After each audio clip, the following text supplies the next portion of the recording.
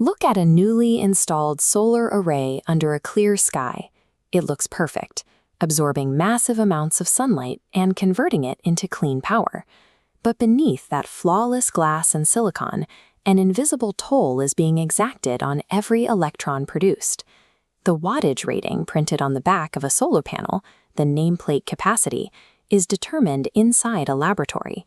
Those tests use a controlled flash of light at exactly 25 degrees Celsius. A real rooftop in the middle of summer is an entirely different environment. This interface shows the difference between expectation and reality. On the left is the theoretical maximum of a pristine 10 kilowatt array. On the right is the actual power arriving at the load, just 7,200 watts. The remaining 2,800 watts haven't vanished, they've been consumed by the system itself. Locating exactly where that power is being lost is the foundational step in professional solar engineering. You cannot optimize a system until you know where the energy is bleeding out. We quantify this missing energy gap using the performance ratio, or PR. This equation divides the actual energy output by the expected theoretical output, multiplying by 100 to get a percentage. Performance ratio functions as a dynamic diagnostic matrix, tracking the system's overall health and degradation as field conditions change. To find the losses, we have to trace the energy through the exact hardware path it takes in the field. The electricity moves from the solar array, through the DC cables, into the MPPT charge controller, down to the battery bank, and finally out through the inverter.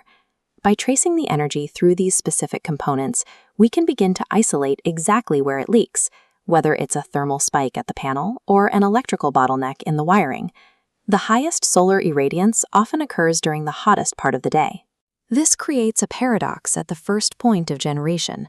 The intense sunlight required to maximize energy capture also introduces an extreme thermal load to the silicon cells. This chart plots operating voltage against rising cell temperature. As the physical temperature of the panel scales up, you can see the operating voltage pulling sharply downward. Lower voltage directly reduces total power output. Heat is internal, but panels also face external barriers. Dust and dirt physically block incoming photons from reaching the cells. Less light means a proportional immediate drop in electrical current. This accumulation is rarely uniform. When one panel collects more grime than its neighbor, it produces less current, introducing an electrical mismatch between otherwise identical modules in the same array. The very environment required to harvest solar energy simultaneously subjects the array to its highest localized thermal and physical degradation. That mismatch becomes a critical failure point when panels are wired together in a series string. In a series circuit, the total electrical current flowing through the line is strictly limited by the lowest performing node. Watch what happens when a shadow falls across a cell in this series string. The electron flow across the array chokes to a slow trickle. To prevent damage, bypass diodes activate, rerouting current and restoring flow, but permanently sacrificing that panel's voltage contribution. This strict electrical limitation makes rigorous site assessment mandatory. You have to map out potential obstructions, chimneys, vent pipes, growing trees, to ensure you do not design permanent bottlenecks into your string configuration. Shading is a systemic choke point that instantly redefines the maximum physical capacity of the entire connected array. Once electricity leaves the array, it must be transported through physical DC conductors. Moving electrical energy introduces resistance.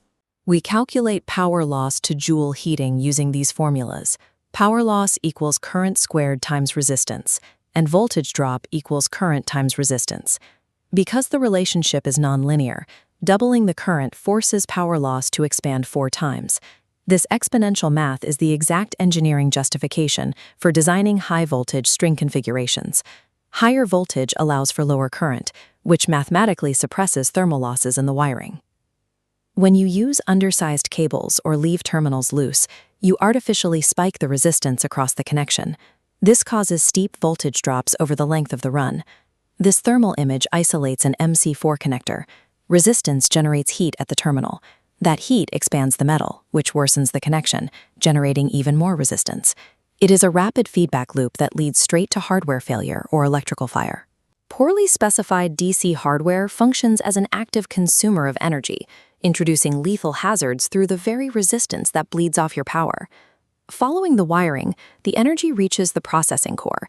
the MPPT charge controller.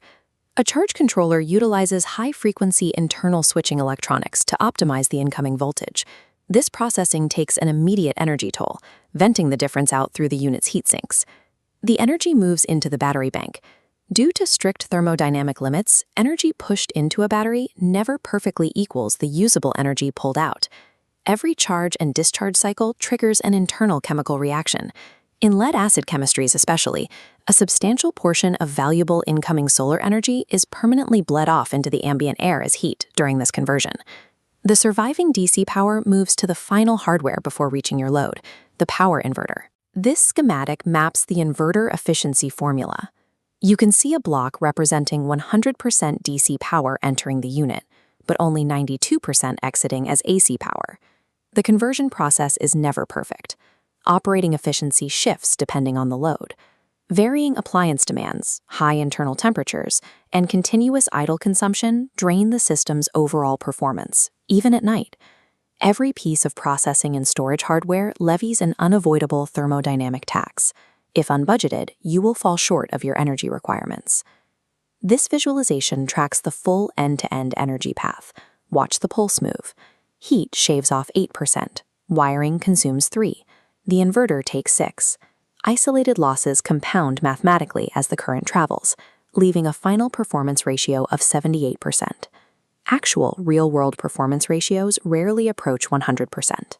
By mapping out these cumulative hardware and environmental losses, you establish a realistic, mathematically sound baseline for what your system can actually deliver. Once you define that baseline, the performance ratio transforms from a passive number on a spec sheet into an active diagnostic radar for your system's health. When your PR drops below its historical average, it is time to stop guessing. You systematically verify your terminal torque, inspect for MC4 hotspots using a thermal camera, and recalculate your wire gauge limits against actual loads. Achieving peak efficiency does not require buying the most expensive components on the market. It requires aggressively hunting down and minimizing electrical and thermal resistance at every single node in the topology. Professional-grade solar optimization requires analyzing the entire array as a single interdependent mathematical equation, rather than a collection of independent parts.